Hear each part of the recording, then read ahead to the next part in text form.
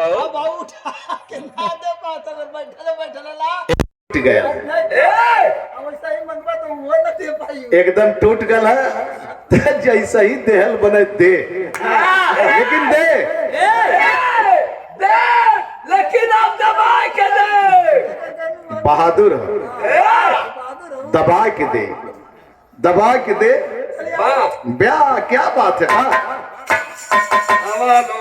आया उतर देख बीचों में पहाड़ है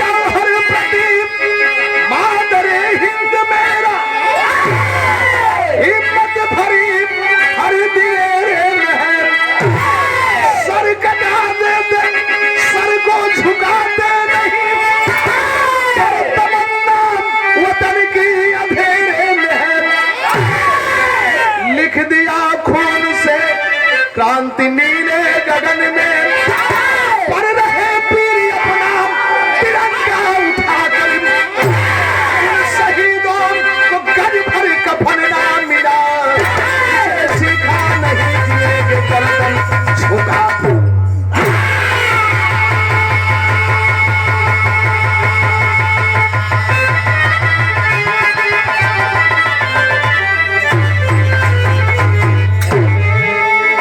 इसमें भी कमियां आ रही है हमें माइनस किया जा रहा है कुर्बानी किसी और का जज्बा किसी और का शहीद कोई और हो रहा है जज्बा कोई और ले रहा है इसमें भी कमियां आ रही है हम गरीबों पर अपमानजनक टिप्पणियां भी होती है गौर करेंगे पश्चिमी इलाके में जाट और जाटो दलित और पिछड़े को जाट और जाटो के रूप में कहा जाता है आगे बढ़ेंगे उसमें सिंह भी लगाया जाता है जैसे मैंने बताया कि आज तक कितने लोग भ्रम में पड़ के रह गए कि ऊधम सिंह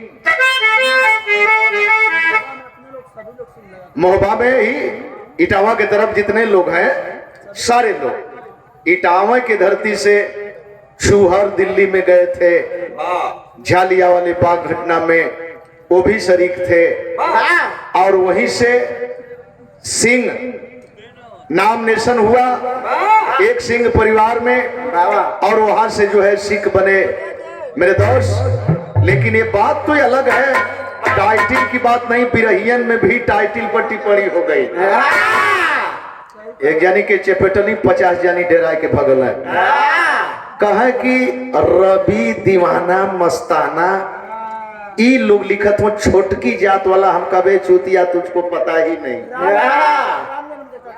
राम जन्म को कहा था बहुत बुरा जाबाज कहा वो आदमी लिखता है उसको कहा था लड़बाज हमने कहा जबान कट के गिर जानी चाहिए है तुम में कोई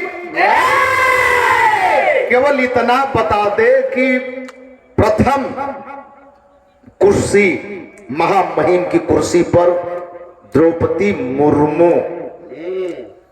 कौन भी लिख दे वो क्यों नहीं मुसहरनी लिखती है जाके कह दो कि आप महोदया आप मुर्मू मत लिखिए अपने आप को मुसहरनी लिखिए हम कहीं कम से कम पढ़ो तब जाके समझदारी होगी। केवल जज्बा लेकर के वाहवाही लूटोगे हम कुल तो तो कै दिन तक लूटोगे। बात खत्म करा दहिया कौन बिरादरी में आवला ना। हाँ दहिया, अरे क्रिकेटवे में देखल जा, क्रिकेटवे में देखल जा तो केहू के पता ना चली कि कौन आदमी कहाँ का है, लेकिन कलाकार वैमनस्यता के भाव से ये तमाम टीका टिप्पणी किया करते हैं। रात भर वो कहला कि हम तो छोटका गवैया है भैया, गलती हो गई, माफ करिए भैया, गलती हो गई। हमका माफी जहाँ मांगना है वहां मांगो। हाँ ये से बात नहीं बनेगी, लेकिन किसी पर टिप्पणी करने से पहले ये ध्यान दो, बाबा साहब ने कहा है कि एक अंगुली अगर उधर इशारा करती है तो 3 तुझको बताती है कि अपने आप को संभलो। कहीं से बोलो तू गलत हुआ मर्दवा। हाँ वो तीनों संकेत करती है। तो एक लाइन संकेत हो रजा, कैसा संकेत है?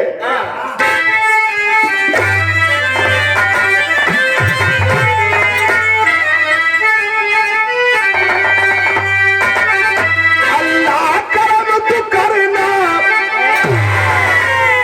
अल्लाह करम तू करना अपने गुलाम पर, अपने गुलाम पर मैं भी तो मानता हूँ मोहम्मद के नाम।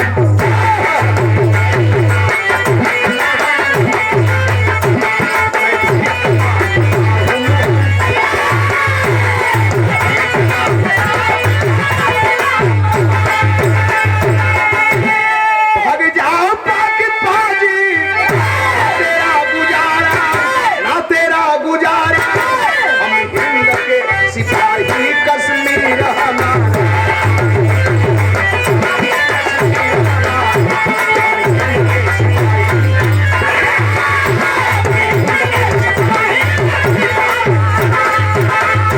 अरे जिला गढ़वाल में करनपुर गाँव आवा,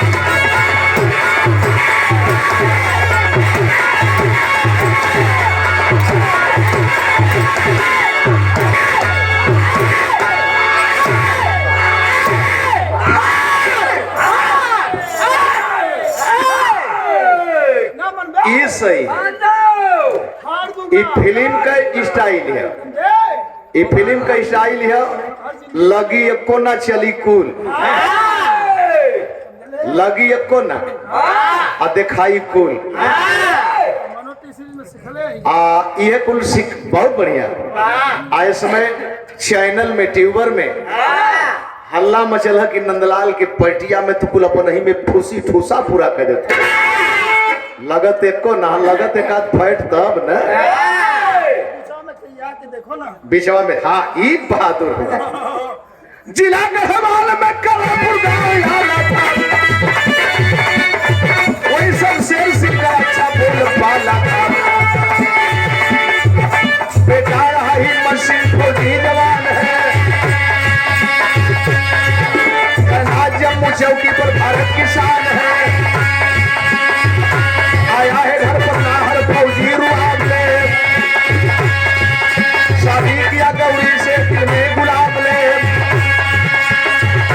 अभी सुहाग रात पर सूरज की छाया है, कभी सीमा से नाहर को संदेश आया है। तार में तू जल्दी से आना फौजी, तार में तू जल्दी से आना फौजी, आग से चावल भारत मां को बचाना।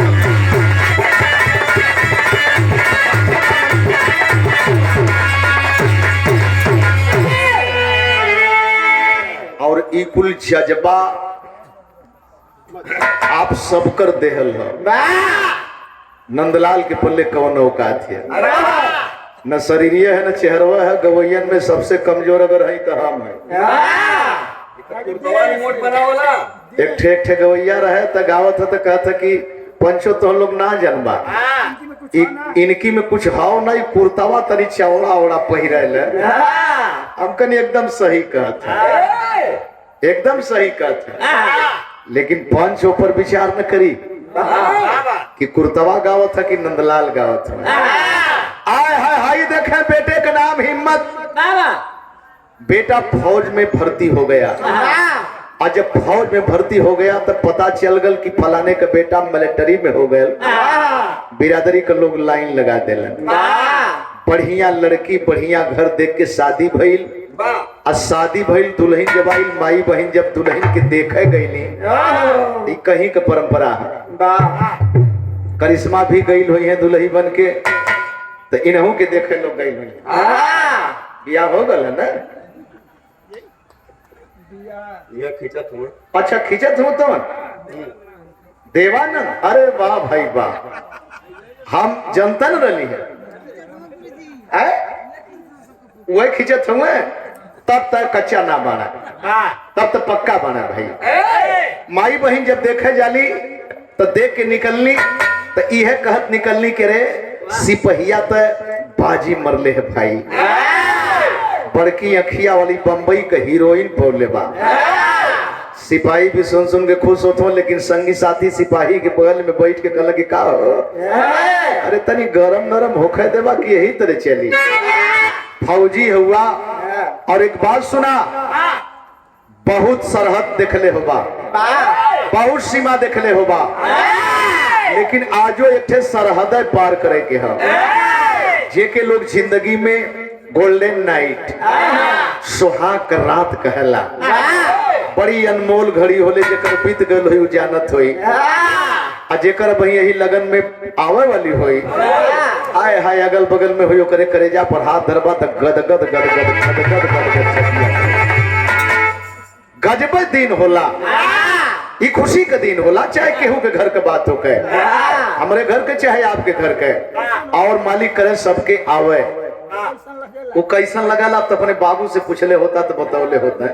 बड़ा विशेषज्ञ रहला इनकर बाप, बड़ा मिजाज का आदमी रहला, मजाक ना करते भैया। पढ़ल लिखल तो ना रहे, लेकिन 3 गो कलम पढ़ल लिखल ना रहे। और केहू माई कलाल का सेंट लगाई, जवन उ सेंट लगा ले करियवा मोजा में नील लगा के चले, मजाक बात है, केहू लगौले हो ही शेर मर्द रहले, बहुत जज्बा कर रहले मर्द, और उन्हीं के बेटा ये तेज बहादुर नाहर हुए। आय हाय जवान सुहाग रात से पहले अब वही बैठल हुआ, तब डाकिया एगो लेटर लेके आ गई। अब लेटर को जब जवान पढ़ा तो पता चला कि हमार छुट्टी खत्म हो गई।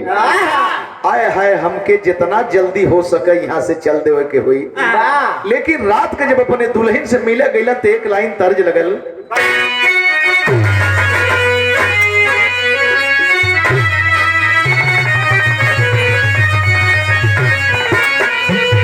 कोरी कहतरी सासु दहियर जमावली, अमृत डालत निजोरा नमर राधा हो, काढ़म मन मोहन।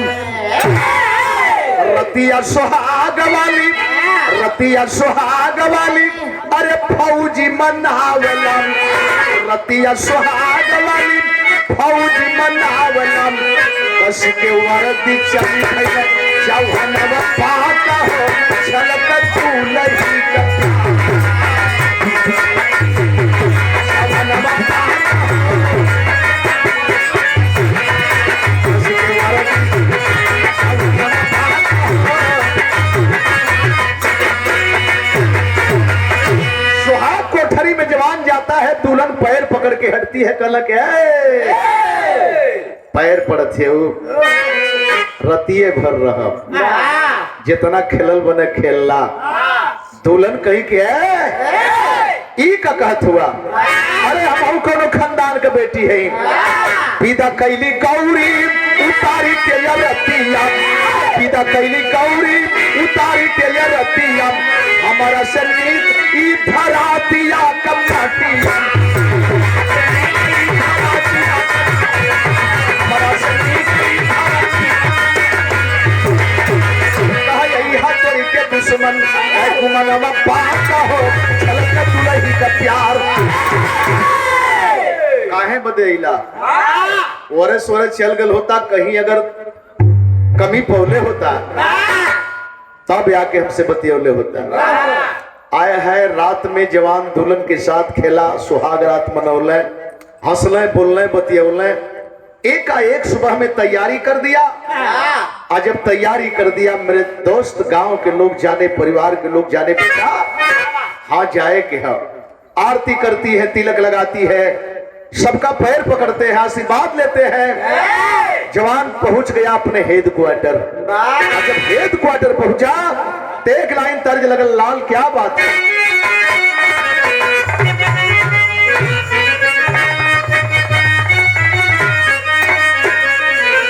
यह शान मेरे दिल पर तुम्हारा है दोस्तों, ये दिल तुम्हारे प्यार का मारा है दोस्तों।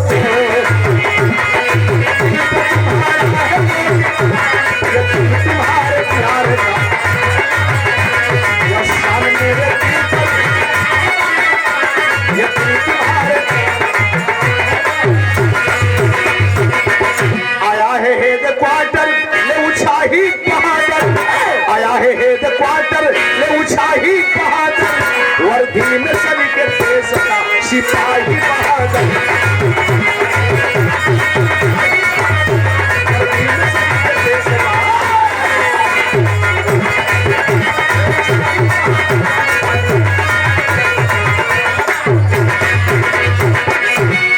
पंकज रमेश रोशन नाहर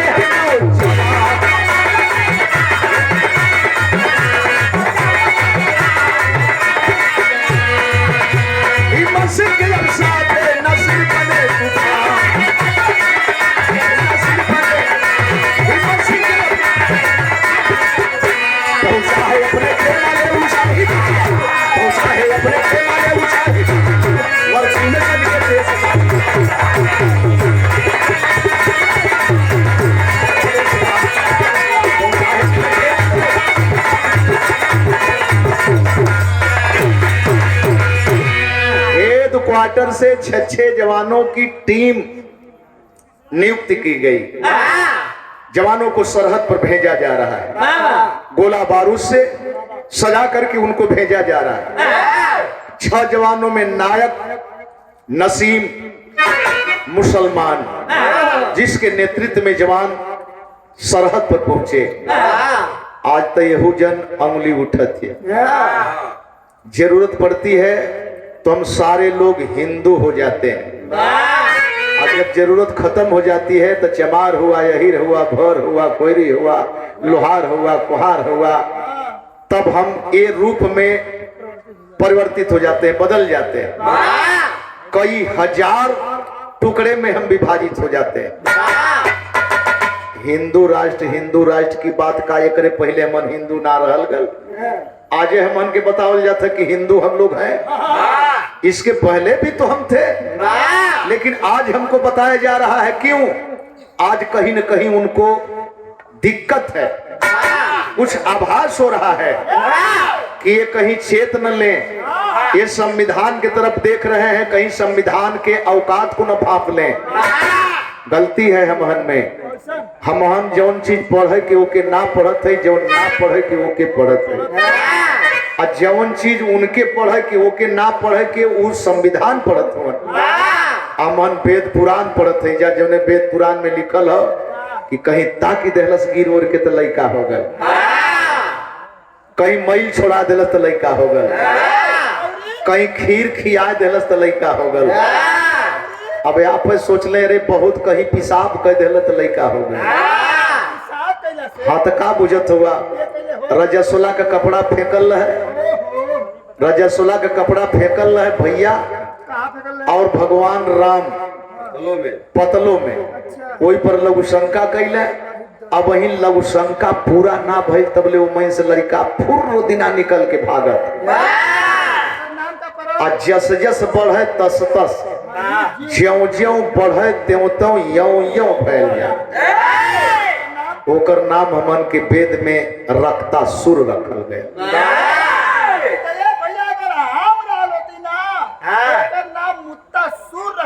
हाँ, ई व्याकरण तो यह बताओ था, नामकरण करे बदे यह बताओ था कि ओकर नाम ओकरे आधार पर रखे के चाहिए।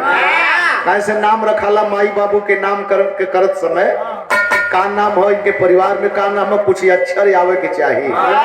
वो महीन कुल अक्षरिया छूट गई। अब आप सोचे कितना बड़ी विडंबना है, कितनी बड़ी विडंबना है के मानल जाए। आय हाय ले लेकिन जवान जब सरहद पर गई ले तो होता क्या है, संकेत लगल, क्या बात है।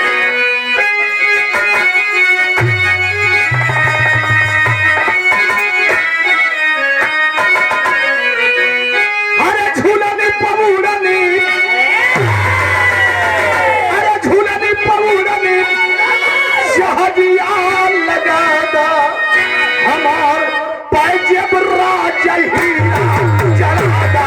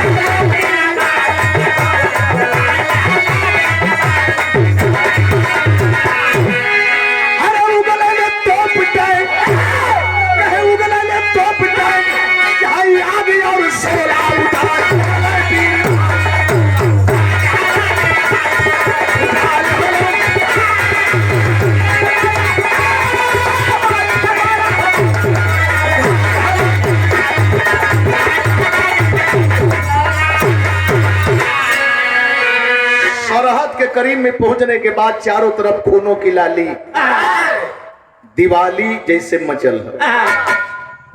आय हाय, हालात क्या है, चारों तरफ लाशें ही लाशें दिखाई दे रही है। आजा कुर्सियां लेके हरिया आजा भैया, बैठ बैठ कर मिलत है ऊपर विचार ना करे के कहबा तो जल्दी मनबो न करी है। वो केकर मिलत है, तुहार कमाई है, दूसरे कमाई ना है। मेरी गैस, मेरी बिजली। हाई देखे, आखिरकार जवान जब सरहद पर गई ले तो देखत हुआ कि दुश्मन बड़े ऊंचाई पर है, और हम जब तक दुश्मन के करीब में नहीं पहुंचेंगे तब तक हम दुश्मन का एक बाल बाका नहीं कर सकते। और वहां जाने के लिए हमको दिन में नहीं रात का सहारा लेना पड़ेगा। यही जन बिरहा में कभी जी भाव दिलन,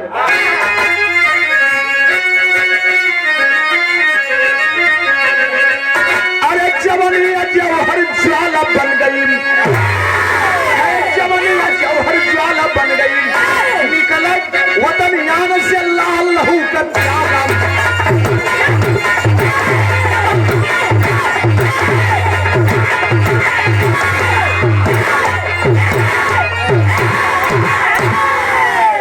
कई हजार ऊंचे फीट ऊपर से दुश्मन निशाना साधे हैं।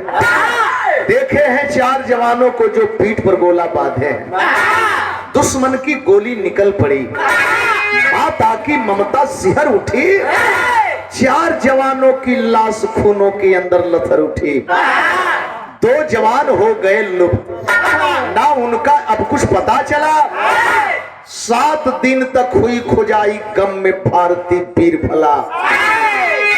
रात में चढ़ रहे हैं जवान, रात में चढ़ रहे हैं, और रात में चढ़ते समय कहीं से दुश्मन को पता चल गया कि जो 4 जवान आ रहे हैं इनके शरीर में गोला बारूद है। वही से साध करके निशाना मारे, हमारे चारों जवान नीचे आ गए। आज जिस समय नीचे आए उन्हीं के शरीर का गोला बारूद फटा, छिथड़ा छिथड़ा उड़ गए। अश्विनी कुमार यादव कारगिल में 99 में जब चढ़ाई पर चढ़ रहे थे, हाँ टाइगर हिल पर, हल्का सा एक बार टार्च का स्विच दब गया। आया है दुश्मन को पता चला, उतने में तड़ाक से गोली आई और वापस हो गए। 19 लाश गाजीपुर में केवल कारगिल से 99 में आई थी। 19 लाश, और कौनो महीना बाकी ना है कि एक जवान न आवत हो के चाहे जौने रूप से। बात बिगड़ गई। 4 जवानों के लिए तो यान इस बात पता चल गया कि हमारे जवान जो चढ़ाई कर रहे थे शहीद हो गए, लेकिन जो 2 जवान साइड से गन लेकर के चढ़ रहे थे आया है पहले पैसवा लेत लेवदा का पता ना चलल कहा गईले 7 दिन तक खोजबीन भइल आखिरकार पता नहीं चला 8वें दिन पता चला क्या पता चला इस बिंदु पर फैसला लोग ले लिए कि वो भी जवान कहीं पहाड़ी में दब करके मर गए होंगे नहीं मिली लाश इसका मतलब गोला बारूद फटा पहाड़ी में दब करके मर गए होंगे 4 जवान का खबर तो वही दिने चल गई लेकिन एक जवान का खबर 8वें दिने के बाद पहुंचल जब 8वां दिने के बाद पहुंचल तो परिवार के लोगों का हालात कहा आज के दिन कर मड़वा का गीत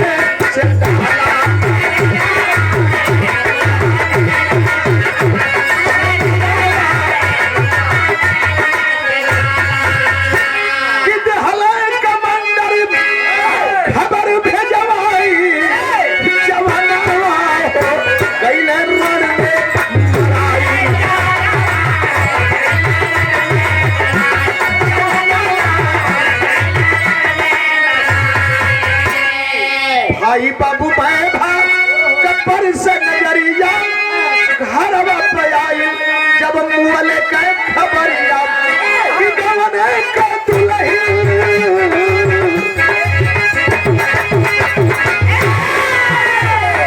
गवने का दुल्हन रोहले बिला पाई सजना गईर में मरा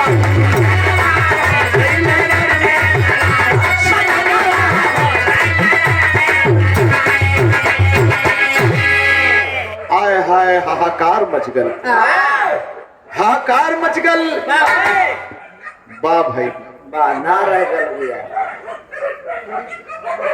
ये हमारे ड्राइवर कईल माई रोत है बाबू रोत है भाई रोत है जनता रोत है कहो पता तो वही दिने शंका रहल कि हो लोग मरा गल हुई है लेकिन ये लोग का लसिया ना मिलल दिक्कत यही बात कहो अच्छा तो एक ठे कमी हमहन में हो 1 दिन बीतल 2 दिन बीतल 3 दिन बीतल 4 दिन बीतल 5वां दिने वो परिवार में ही परिवर्तन हो गए वो कैसा परिवर्तन हो गया आज के दिन कही गीत हो मास्टर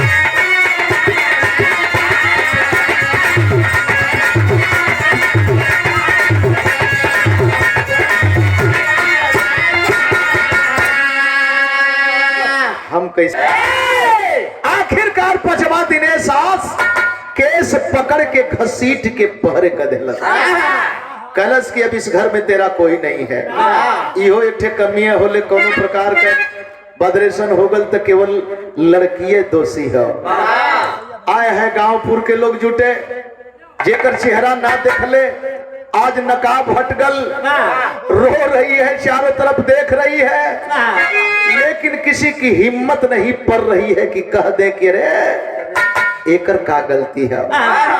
समझ गई कि मेरी मदद करने वाला कोई नहीं है, तो बेटी करती क्या है,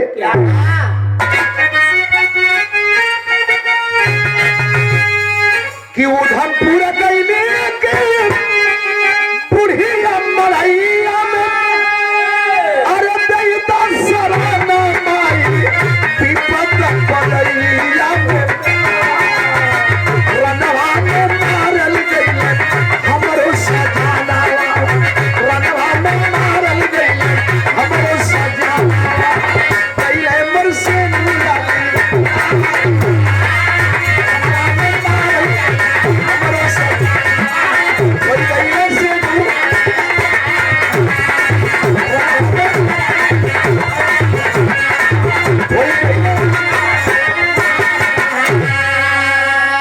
अपने गांव से चलते हुए रोते हुए यही सोच रही है कहां चल के जान दे दे, नैहर भी ना जाई, कौनो हिताई में ना जाई, जहां भी जाई भी परछाई हमार पीछा ना छोड़ी, ऐसे बढ़िया कहीं चल के जन्म दे दे। स्टेशन पर पहुंच गई, स्टेशन पर देखती क्या है, तमाम झुग्गी झोपड़ी लगा करके गरीब तबके लोग अपना जीवन यापन कर रहे हैं। एक झोपड़ी करीब में पहुंची, तब तक उस झोपड़ी से एक बुढ़िया निकली। हमारे छोटे भाई बड़ा प्यार बड़ा स्नेह, 100 रुपया पुरस्कार बहुत बहुत धन्यवाद देते हैं, बधाई देते हैं। मालिक आप सबका आशीर्वाद लगे, नंदलाल अभी क्या दे सकता है, परिवार में किसी प्रकार की कोई कमी न होने पावे, कहीं अमंगल छूने न पावे। लेकिन हाई देखे बुढ़िया को देख करके रो पड़ी, बोली माँ एक चिल्लू पानी पिला दे माँ। दौड़ करके बुढ़िया अंदर गई, पानी लेकर के आई, 2 घूंट पानी पी, उसकी आस पहुंची। क्या बात है बेटा, कल की माई हमार अब आखिरी है, कौनो गाड़ी आई यही रेल के पटरी के नीचे होबे, कट के अपन जान गवा देबे। बुढ़िया अवाक है, लेकिन जब ये कही कि मैं शहीद की बेवा हूं, बुढ़िया रो रही थी मगर उसकी आंख सूख गई।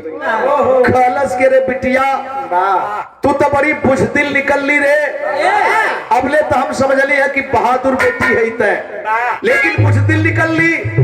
अरे तेरा पति अगर शहीद हो ही गया तो कौन सा सिला देने जा रही है, तुम्हारे परिवार के लोग ना इंसाफी किए ठीक है, लेकिन तू अपने पति के साथ कौन सा इंसाफ करने जा रही है। अगर तू खुदकुशी कर लेगी तुझे ये कफन मैसर नहीं होगा रे पगली, लोग पैर से ठोकर मारेंगे। बोली माँ तो मैं जाऊं कहां, बुढ़िया कहीं कहीं नहीं जाओगी। देखे हिम्मत, देखे तू मेरे झोपड़ी पर जानती है मैं क्या करती हूँ, मैं भीख मांगती हूँ बेटी, 1 रोटी पाती हूँ, खा के बिताती है, अब उसी में आधा तुम खाओगी आधा मैं खाऊंगी, बिता लेंगे बेटा, लेकिन अपने पति को अपमानित न कर। खैर बुढ़िया के बात में आकर के उस झोपड़ी पर रहने के लिए मजबूर हो गई। ए जैन का बात यही जन छोड़े, अब तनी से फिर चले वहां जहां दूठे जवान गायब रहले, शिनाख्त ना हो पौलस, खाली अंदाजा पर खबर दे देहल गई। वो जवान कौने पोजीशन में हुआ, क्या बात है।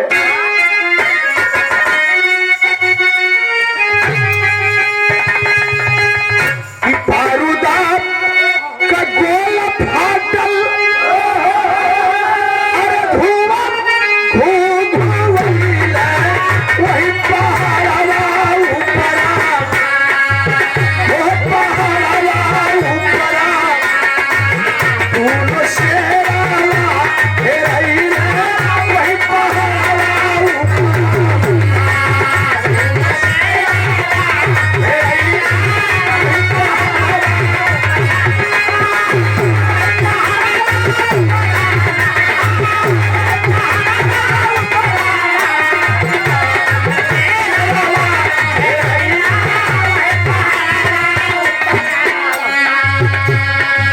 परत परत गई झेलम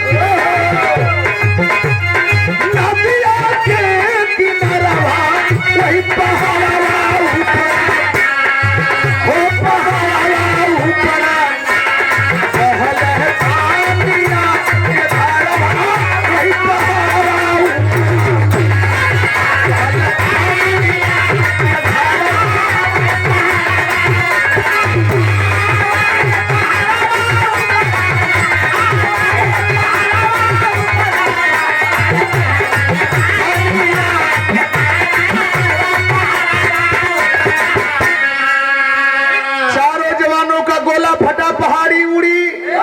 साइड से जवान गोले की चोट तो नहीं लगी, लेकिन कंकड़ और पत्थर की इतनी कड़ी चोटें लगी कि झेलम नदी के तेज बहाव में गिर पड़े और बेहोश होकर के गिर पड़े। अगर बेहोश नहीं रहे होते तो पानी पी करके डूब करके मर जाते। झेलम नदी का तेज बहाव बहते बहते जवान बहुत दूर निकल गए, बहुत दूर निकल गए। बहत बहत गई अरे कौन सा मील वही पहाड़वा वो पहाड़वा ऊपर मलहा पे छोकरवा वही पहाड़वा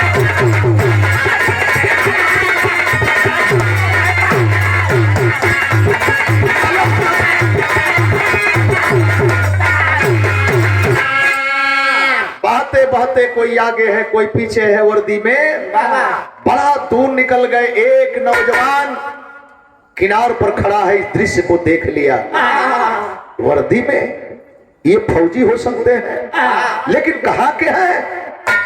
मामट मल्हा बहुत समझदार था, बहुत निपुण चालाक था। मामट मल्ला एक काम करता है, करता क्या है? आजैन तर्ज लगल चौलरिया चौलर चौलरी तीन भाव में के गावल जाला। आ एक के गावे वाला दादा पंधारी दादा, और सबसे पहले बिरहा जगत से कोई कलाकार अगर फिल्म में एंट्री पाया था तो पंधारी दादा जेकर गीत रहल टंगरी में फसल चुनरिया बलम सलवरिया मंगाना। आज तो दो ठे तीन ठे बिरहा गावे, चाहे भोजपुरी गावे, हाँ लकटे होखे फिल्म लाइन लग गई, चले चाहे न चले, लेकिन वास्तव में एक मिसाल दे करके गए। वही समय का हालात क्या बात है?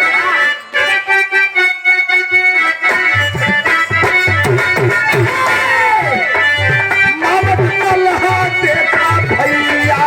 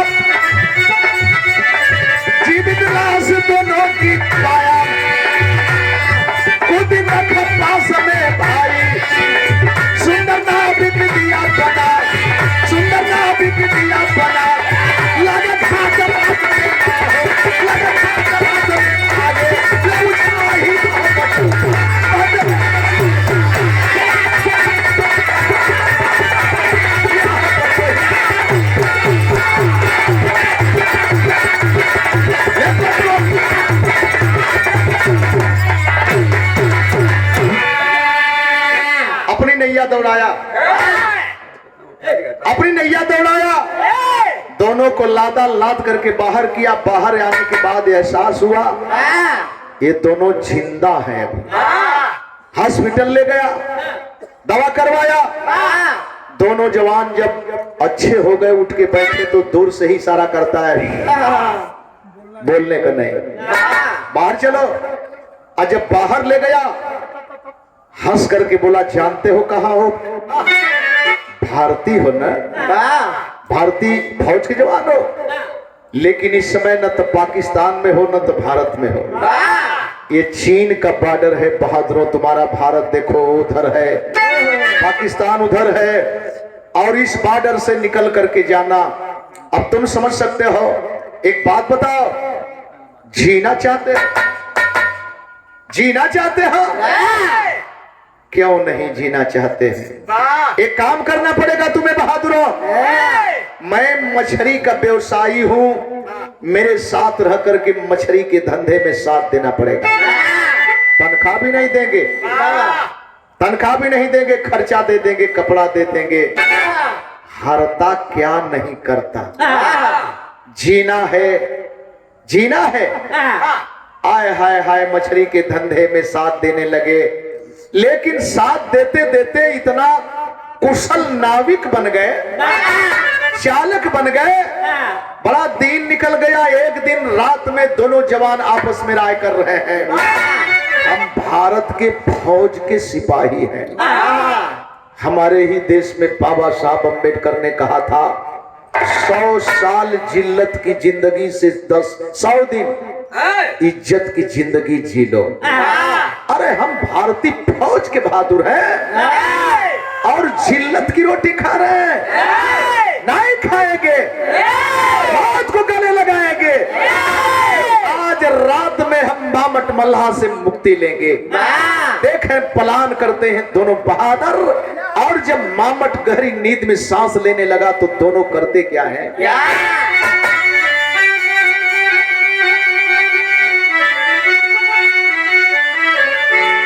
अरे सीमा रेखा पार किया हम जोली होली खूनों की, मार दिया मामट दोनों पर गोली होली खूनों की। मध्यरात्रि में नाय खोले विफोर दौड़ाए, आए हाय, जब ही सरहद के करीब में पहुंचते हैं तब तक मामट की नींद टूट गई। देखा पानी में आवाज, अरे ये क्या? आखिरकार ये हिंदुस्तानी धोखा दे ही दिए। अपनी नैया को साध करके निशाना मारा, आय हाय हाय हाय, पंकज की छाती को गोली पार कर गई। जुट गए भारतीय तट रक्षक, आवाज रात में सुनी कहो, पंकज की लाश लोहू में नाचल, देखी के माता थन के हम, अरे हम हिम्मत सिंह भेद व खोली होली खूनों की, गूंज उठी तब इनकलाब की होली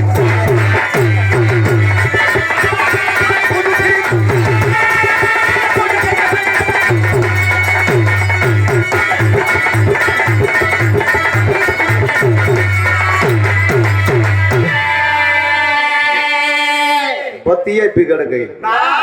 पंकज छटपटात हो लहू में, लाश सनल है। अब तबले भारतीय तटरक्षक के बहादुर गोली की आवाज सुनकर के निकल पड़े, और जब तड़तड़ तड़तड़ शुरू कैले तो मामट मल्हा कुशल नाविक था, बच गया, फरार हो गया।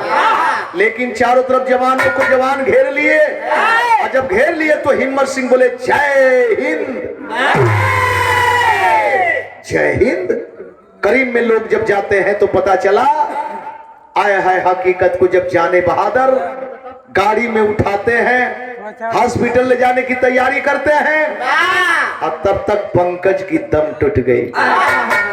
फौजी गाड़ी से लाद करके हेडक्वार्टर लाए, हेडक्वार्टर से मोकामी गांव पहुंचाए। मोकामी गांव पहुंचाने के बाद जब चीते पर लाश रखी गई, हाय हाय मचल है कि कहो, इतना दिन के बाद अइबो कैले त जियत ना मरल, इतना दिन जिंदा रहा है, आज गोली लगल।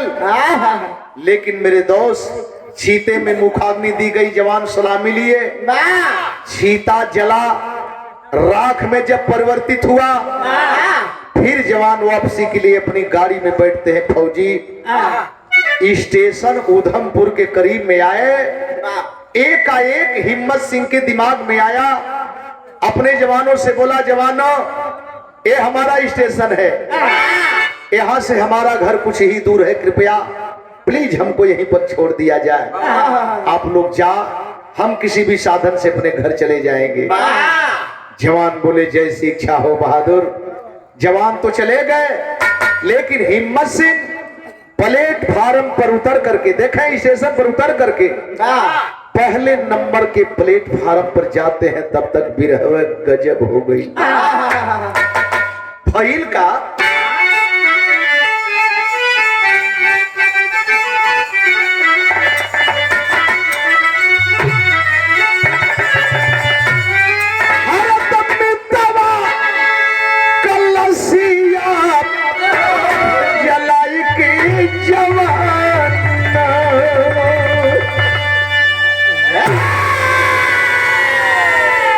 पहुंचा उधमपुर स्टेशन नवाती वो,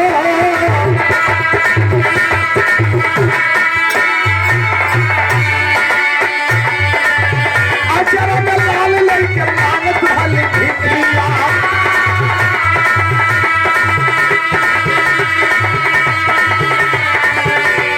भैला के सभा नवाया चारों कक्को।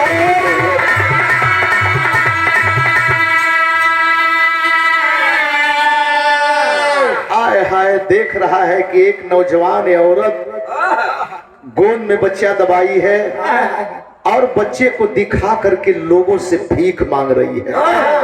जवान देख रहा है और तब तक अरे पहुंच गई हिम्मत सिंह के पास में पवरी।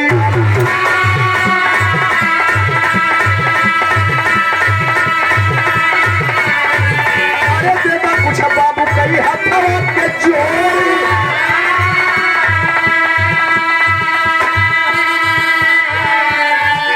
अब वही जवान देखत हो कि भीख मांग रही है, तब तक वहां से सीधे जवान के पास ही आई और आते ही बोली बाबू आप भी कुछ दे दें, बाबू बच्चे के नाम पर आप भी दे दें।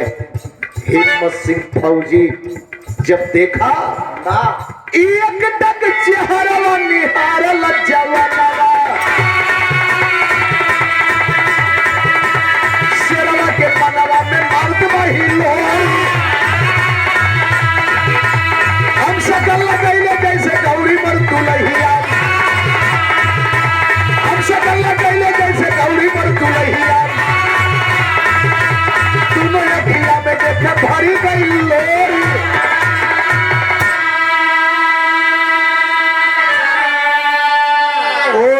तो मांग करके रह गई, बाबू आप भी कुछ दे दे बच्चे के नाम पर, साहेब आप भी कुछ दे दे। लेकिन नौजवान जब उसके तरफ देखा, आंखें फाड़ फाड़ के नीचे ऊपर देख रहा है, अरे एकदम हमरे गौरी मती लगत है, एकदम हमरे गौरी मती लगत है। आंख भर रुमाल निकाला, आंस पोछा, थोड़ा सा तैस में आया, डांट करके बोला अरे सुंदरी इतना सुंदर शरीर है तुम्हारी, शर्म नहीं आती है भीख मांगते, शर्म नहीं लग रही है, काम करने लायक नहीं है।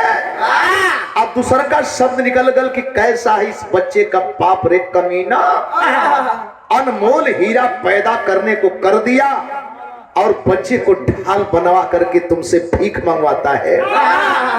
आज जब कहा कि कैसा है बच्चे का बाप कमीना, फफक पड़ल ना बाबू ना साहेब, बच्चा के बाप के बच्चा के मत कुछ कहिया साहेब, एकदम निर्दोष हो बाबू, एकदम निर्दोष हो हे साहेब।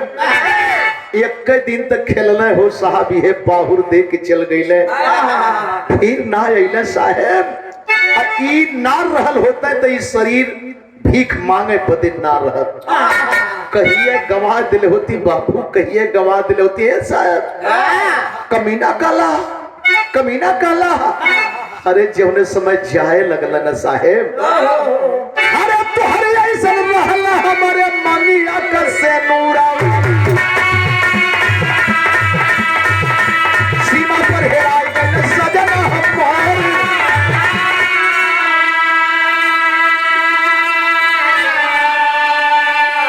जब वर्दी पहन के जाए लगल ये साहेब तो एकदम आप मती लगे साहब, आप मती लगे। जवान शरीर में कंपन आ गई, बोला सुंदरी तुम्हारा नाम क्या है रे? कहा करवा पूछ के बाबू, का करबा हमार नाम पूछ के एक और नकरत भी हो आ एक और रोवत बक देहलस। अरे नया बकौरी मर करन पुरसा सुरारिया मैं भगाई भैली ही अरव कठोर।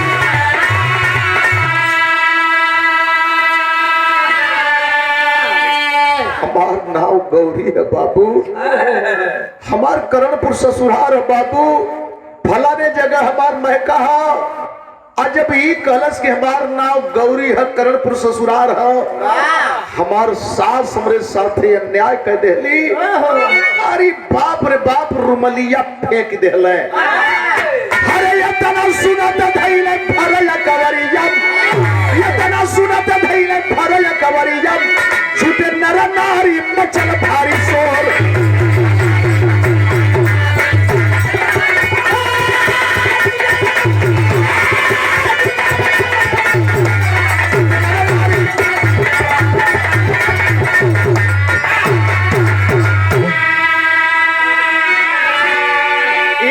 सुनले कि नाम हो गौरी करणपुर हमार ससुरार, रुमलिया फेंक के अखबार में दबौले कहले गौरी।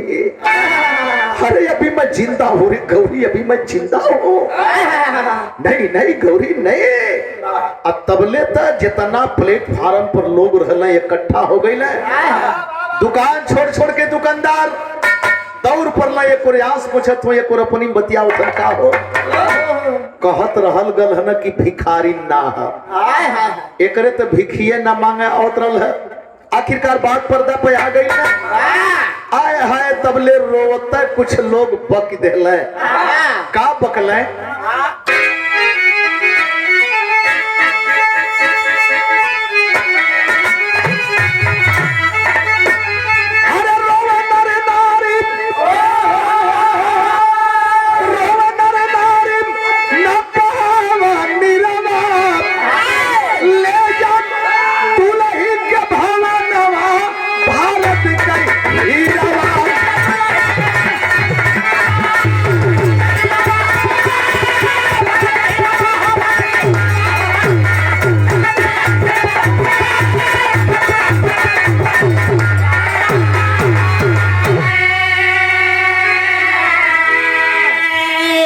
सिपाही हम जान गए। अब देरी मत करा, दूसर का आदमी फोन करके ठे प्राइवेट कार मंगा देलन। बीबी और बच्चा लेके अइले भवनवा, जाके माई मैं बाप कचूमला चरणवा। अरे देहलो भगा नहीं बुझलू पीरवा, ले जा दुल्ही के भवनवा भरत कहिरवा।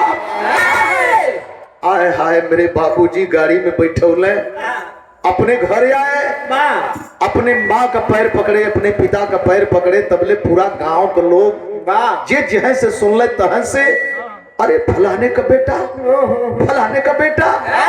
आए हाय लेकिन मतारी के पैर पकड़ के कहले माई तू तो नारी हो, मतारी हो। अगर हम शहीद हो गई तो एकर का दोष बा? अगर एकरे जगह पर कहीं तोहरे बिटिया रहत, बोला भाई कैसे लगत? एक औरत हो के औरत का पहचान न कैलू, फर्क न कैलू। हाँ तोहरे अंदर लालच समा गई। माँ मैं फौजी हूँ रे पगली, मैं देश की रक्षा करता हूँ, मैं आप समाज की रक्षा करता हूँ। हम तोहरे मान सम्मान कभी रक्षा करेला पाई, लेकिन तू लालची पड़ गई लू। तो ठीक है, तोहर लालच सही सलामत रहे। तोहसे बढ़िया तन्नीक भीख मांगे वाली मतारी मिलत। अगर वो न मिली होती तो हमार बीबी बच्चा शायद आज हमके न मिलता है। जात है माई, हम जात है कि लेके रहम माई अपन घरवा दुआरवा, तोहरी ऐसन मैं भा करना चाहिए।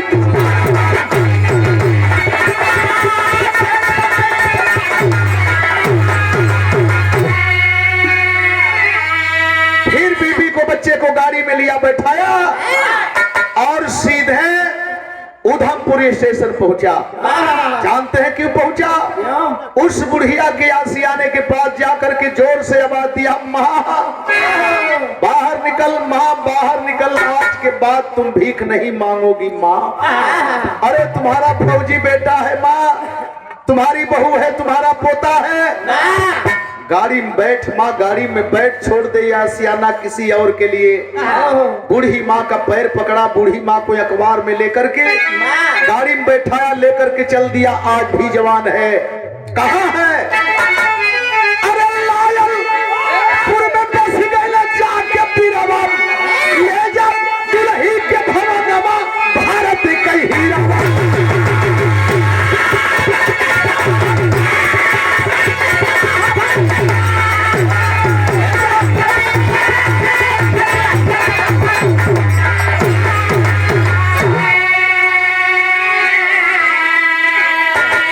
इस कमी को भी हमको दूर करना है, क्योंकि सारे के सारे बहादुर सेनानी हम गरीबों के परिवार से ही तो हैं। जिनके बल पर देश टिका है, जिनके बल पर हम लोग गा रहे हैं, बजा रहे हैं, हंस रहे हैं, जश्न मना रहे हैं, ये हमारी कमियां हैं। इस कमी को भी दूर करना पड़ेगा।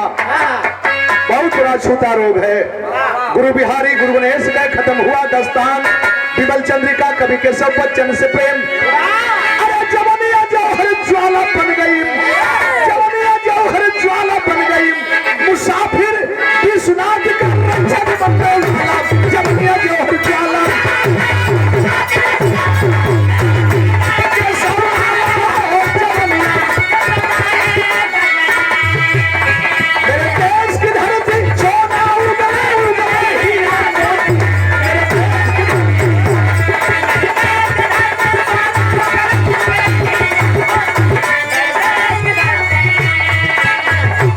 कहीं कुर्बानी है, तुम्हारी बहना कहीं पीछे नहीं है। मेरे देश की लड़की बहन के वर्दी हुई फौज में भर्ती, मेरे देश की लड़की।